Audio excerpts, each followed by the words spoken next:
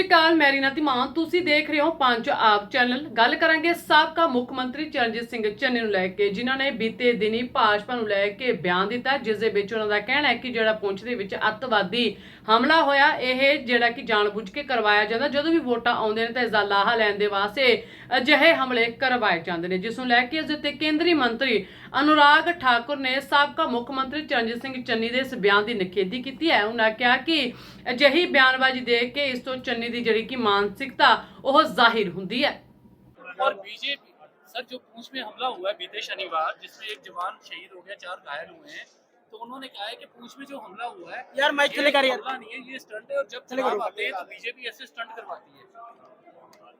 इससे घटिया यार माइक चले करो। इससे घटिया मानसिकता कांग्रेस की और क्या हो कि जिन्होंने पहले तो अपने ही सेना के जवानों को सशक्त करने की बजाय, हथियार देने की बजाय, बुलेट प्रूफ जैकेट देने की बजाय, लड़ाकू विमान देने की बजाय 10 साल तक दलाली खाने का इंतजार यार किया। माइक चले करो यार। दूसरी ओर मोदी जी की सरकार है, जिसने अगर डोकलाम में भी किसी ने अतिक्रमण करने का प्रयास भी किया तो हमारी सेना ने मुंह तोड़ जवाब दिया है। पुलवामा के बाद सर्जिकल स्ट्राइक और एयर स्ट्राइक करने का काम भी किया है। हमने देश के अंदर भी आतंकवादी हमले और नक्सलवाद को कुचलने का काम किया है। ये वो लोग हैं कांग्रेस के और इनके सहयोगी दल, जो पार्लियामेंट पे अटैक करने वाले अफजल गुरु को भी रात को 2:30 बजे अदालत खुलवाकर उनकी फांसी की सजा माफ कराने के लिए प्रयासरत थे। कांग्रेस के लोग वो हैं जो यार टुकड़े टुकड़े गैंग जो भारत का नामो निशान मिटा देना चाहती है, उनको भी अपने राजनीतिक दल में शामिल करवाते हैं और पार्टी की टिकट देते हैं। माइक चले रहा। कांग्रेस ने जो देश का साथ अन्याय किया है वो देश कभी भूलेगा नहीं। हजारों किलोमीटर जमीन एक्साइचिन एरिया से लेकर लद्दाख के बाकी हिस्सों पे कांग्रेस के समय गए। पाक अधिकृत कश्मीर कांग्रेस के समय बना। कच्चा थी वो आइलैंड, कांग्रेस ने दे दिया श्रीलंका को। देश सवाल पूछता है कि कांग्रेस की कौन सी मजबूरी थी कि इन विदेशी ताकतों के आगे घुटने टेकने जरूरी था।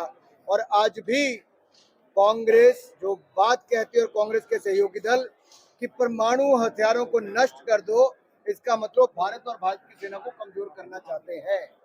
उनका ये भी कहना है, वो कह रहे हैं कि जब भी चुनाव आते हैं तो उनको जिताने के लिए एक संविधान तैयार किया जाता है और बीजेपी को पता है कि लोगों को कैसे मरवाना है और लोगों की लाशों पे ये खेलते हैं। देखिए, जिसने भी ये टिप्पणी की है, चरणजीत सिंह चन्नी, मैं उनकी सोच और उनका दिवालियापन सोच का ये साफ नजर आता है। जो कुछ महीने के लिए मुख्यमंत्री बने हो और उसमें भी करप्शन चार्जेस के चलते ऊपर से नीचे तक घिरे हो, कांग्रेस के पास बचा था तो ऐसा ही कुछ बचा था। मगर दूसरी बात ये सर आपने अभी एस्ट्राजेनेका ने कहा है कि ब्लड क्लॉटिंग वैक्सीन के साइड इफेक्ट्स में से एक है, तो उस पर मोदी की सरकार कोई जांच करवाएगी? उस पे क्या? मैं एक बात आपको स्पष्ट कर दूं, कुछ ऐसी ताकतें उस समय भी थी जो भारत का पहचान दुनिया भर में नहीं देखना चाहते, भारत की जान भी लेना चाहते थे। ये वो लोग हैं जो भय भ्रम फैलाते हैं, अफवाहें फैलाते हैं। और उन्होंने तब भी कहा था कि भारत की वैक्सीन मत लगाओ। आज लगभग 2 साल होने को आए वैक्सीन लगी, आपके सामने सब कुछ है। 220 करोड़ वैक्सीन लगी, हम सब आपके सामने हैं।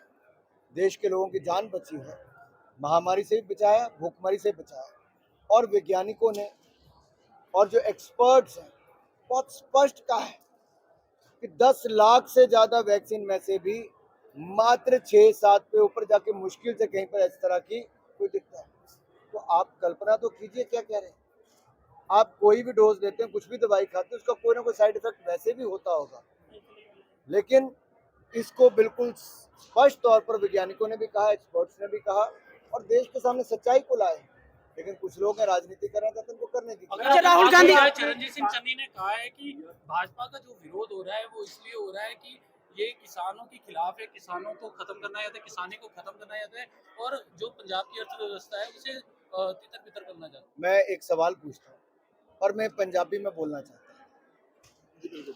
मेरा सवाल भगवंत मान जी तो ते चरणजीत चन्नी जी तो, ये दोनों पुराने एक हुण ते किस तो पिछला मुख्यमंत्री ने, इन्होंने दोनों ने अपनी सरकार को किन्ने पैसे खर्च करके MSP की खरीद की। चरणजीत चन्नी 24 घंटे के अंदर जवाब दें ਕਿੰਨੇ ਪੈਸੇ ਮੁੱਖਮੰਤਰੀ ਰਹਿੰਦੇ ਐਮਐਸਪੀ ਦੀ ਇਹਨਾਂ ਨੇ ਖਰੀਦ ਪੰਜਾਬ ਸਰਕਾਰ ਦੇ ਪੈਸੇ ਤੋਂ ਕੀਤੀ ਤੇ ਭਗਵੰਤ ਮਾਨ ਜਿਹੜੀ ਇਹਨਾਂ ਦੀ ਸਰਕਾਰ ਤੋਂ ਪਹਿਲੇ ਵੱਡੀਆਂ ਵੱਡੀਆਂ ਗੱਲਾਂ ਕਰਦੇ ਸੀ ਕਿ ਜੇ ਕੇਂਦਰ ਸਰਕਾਰ ਨਹੀਂ ਖਰੀਦੇਗੀ ਤਾਂ ਅਸੀਂ ਖਰੀਦਾਂਗੇ, ਤਾਂ 2 ਸਾਲ ਤਾਂ ਇਹਨਾਂ ਦੀ ਸਰਕਾਰ ਨੂੰ ਵੀ ਹੋ ਗਏ, ਇਹਨਾਂ ਨੇ ਕਿੰਨੀ ਖਰੀਦ ਕੀਤੀ ਹੈ? ਪਹਿਲਾ ਸਵਾਲ ਹੈ।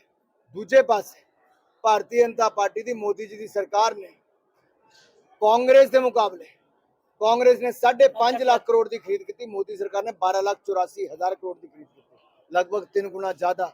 दाम भी दुगने दिते, खरीद भी दुगनी की। अब मोदी सरकार है, किसानों के हित काम। जालंधर सीट की बात की जाए तो आज चरणजीत सिंह चन्नी ने ये भी कहा कि सुशील रिंकू और शीतल अंगराल कह रहे हैं कि ये पूरा शहर में जो माफिया चला रहे, नशा का व्यापार चला रहे, दड़े सट्टे का घुलाटे का कारोबार, जिसका भाई खुद ईडी की जांच में है, परिवार के ऊपर भ्रष्टाचार के गंभीर आरोप है, जिसने चंद महीनों की सरकार में पंजाब में लूट से लेकर हर तरह के हथकंडे वहां पे अपनाए हों, आज उनको पहले उसका जवाब देना चाहिए। तो